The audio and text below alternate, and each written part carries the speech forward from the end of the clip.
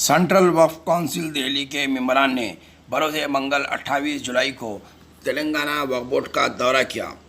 इस मौके पर चेयरमैन वक्फ बोर्ड मोहम्मद सलीम ने मेंबरान वक्फ बोर्ड की सरगर्मियां और कारकर्दगी की रिपोर्ट पेश की। इसके अलावा तेलंगाना वक्फ बोर्ड की जानिब से हालिया अरसे में वक्फ जायदादों के तहफ़्फ़ुज़ के लिए की जाने वाली कोशिशों से भी CWC मेंबरान को वाकिफ़ करवाया। इसके अलावा 500 से ज़ायद गैर क़ानूनी रजिस्ट्रेशन जो वक्फ बोर्ड की जानिब से साबिक़ में जारी किए गए थे मनसूख करवाए जाने के बारे में मालूमात फरमाम की। चेयरमैन वक्फ बोर्ड ने कहा कि 2800 केसों की दिफा के लिए हाई कोर्ट और सुप्रीम कोर्ट में सीनियर एडवोकेट्स का तकर्रुर किया गया है ताकि मुकदमात के ज़रिए उन जायदादों का भी तहफ़्फ़ुज़ किया जा सके।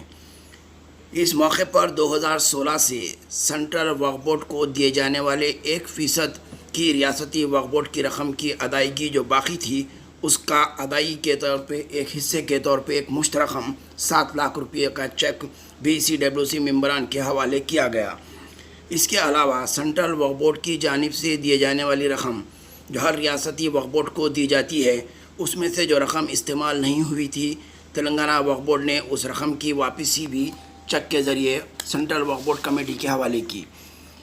आखिर में CWC के मेंबरान जिनमें जनाब नौशाद, जनाब हनीफ साहब ने तेलंगाना वक्फ बोर्ड की कारकर्दगी के बारे में मीडिया से बात करते हुए कहा कि चेयरमैन और अराकीन की जानिब से वक्फ बोर्ड की जायदादों का बड़े अच्छे अंदाज में तहफ़्फ़ुज़ किया गया है और इस तरीके से भरपूर अंदाज में सताइश की और शबाशी का सर्टिफिकेट भी वक्फ बोर्ड तेलंगाना और उनके अराकीन मेंबरान को दिया।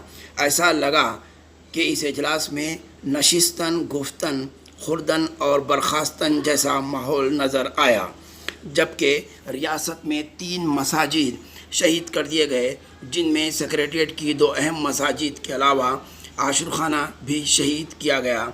कई मसाजिद की कमेटियों में तश्कील दिए जाने पर सियासी क़यादीन का असर रसूख भी इस्तेमाल हो रहा है। इसके अलावा कई क़ब्रस्तानों की हिफाजत में कोई अहम कारकर्दगी नहीं की जा रही है।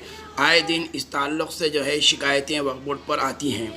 फिर भी इसके बावजूद वक्फ बोर्ड सेंट्रल वक्फ कमेटी ने तेलंगाना वक्फ कमेटी की बड़ी अच्छे अंदाज में सताइश की। इस इजलास में वक्फ बोर्ड के अराकीन जनाब मौलाना अकबर निज़ामुद्दीन साहब, जनाब ZH जावेद, मिर्ज़ा अनवर बेग, मोहतरमा अनवरी मुनव्वरी बेगम, मोहतरमा दरख्शां रईस ख़ान, मोहम्मद हारून, वलीद अहमद, जनाब मौलाना हैदर आगा, डॉक्टर सुशील बेगम, जनाब हनीफ अली के अलावा CO वक्फ बोर्ड तेलंगाना शाहनवाज कासिम भी मौजूद थे। पेश है हैदराबाद एक्सप्रेस की जानिब से ये रिपोर्ट। कि जितना हो सकता है पहले के बनिस्बत आज वक्फ प्रॉपर्टी को प्रोटेक्ट कर रहे हैं हम लोग और भी करेंगे और सेंट्रल वक्फ काउंसिल की भी हेल्प लेके हम लोग और भी जो हो सकता है हम काम करेंगे। और दूसरी चीज़ ये है कि 3 MROs को दिए हमारे को, गवर्नमेंट को हम लोग रिप्रेजेंट देने के बाद 3 MROs को, एक DSP को दिए, 3 MRO भी है हमारे पास। और एडवोकेट्स जो हमारे स्टैंडिंग काउंसिल है वो लोग अगर केस हार जाते बोल के हम लोग क्या करें, सीनियर एडवोकेटों को भी लगा के हम लोग जो है ना बस केसों को हासिल कर रहे हैं। अब सुप्रीम कोर्ट में भी कुछ केसेस है, वहाँ भी हम लोग सीनियर एडवोकेट्स को लगाए। और अल्लाह का करम ये है कि ये बोर्ड बनने के बाद, तेलंगाना गवर्नमेंट आने के बाद पहली बार सेकंड सर्वे हुआ जो 41,000 एकड़ लैंड सर्वे हो गई। उसके बाद में और 77,000 जो है पूरे हिंदुस्तान से शिकायतें मसूल हो रही है वक्फ बोर्ड की तरफ से, मगर CWC चुप्पे साधी है, क्यों? नहीं, ये देखिए अब मैं अभी इससे पहले भी ये मीटिंग में जिक्र निकला, कोई भी रिप्रेजेंटेशन हमारे पास CWC को आता है तो इमीडिएटली हम उसका जो भी होता है, जो भी स्टेट वक्फ बोर्ड का होता है, हम बराबर उसका जवाब देते हैं और उसकी कार्रवाई करते हैं। कोई भी ऐसा एक भी अगर बाकी है तो बताइए। कोई एक कार्रवाई हुई है CWC जो है वक्फ बोर्ड से खिलाफ क्या है, कोई एक कार्रवाई जो है बताइए सर। नहीं, देखिए पूरे इंडिया में कहीं हुई क्या? देखिए वक्फ बोर्ड के खिलाफ हम कार्रवाई Government of India, Ministry of Minority Affairs. As per the direction of the Honorable Minister and Chairman of CWC, Janab Mukhtar Abbas Naqvi Sahab visited here in the state of Telangana and have a visit and inspection there in the Telangana State Waqf Board. We will be here for further 2 days, some visits, interaction with the Honorable Ministers government secretaries will be there on tomorrow and day after tomorrow. Today, under the chairmanship of the Honorable Chairman of the Telangana State Waqf Board, Janab Mohammad Salim Saab, we had a meeting with the CEO and the honorable members of the Telangana State Waqf Board here in the Telangana State Waqf Board office. It was very fruitful.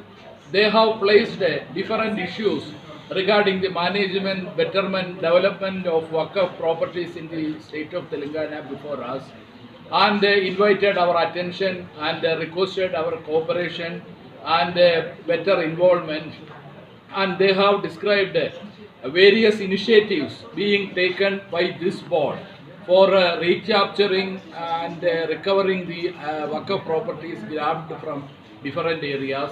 It was really appreciated by us, and we have decided to proceed with these initiatives in a cooperative manner.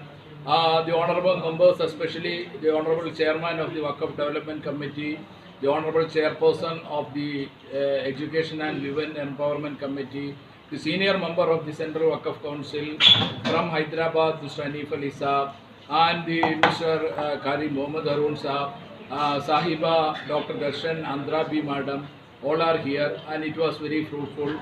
And I would like to really appreciate the earnest effort being taken by the Telangana State Waqf Board under the dynamic leadership of the Honorable Chairman Janab Salim Saab.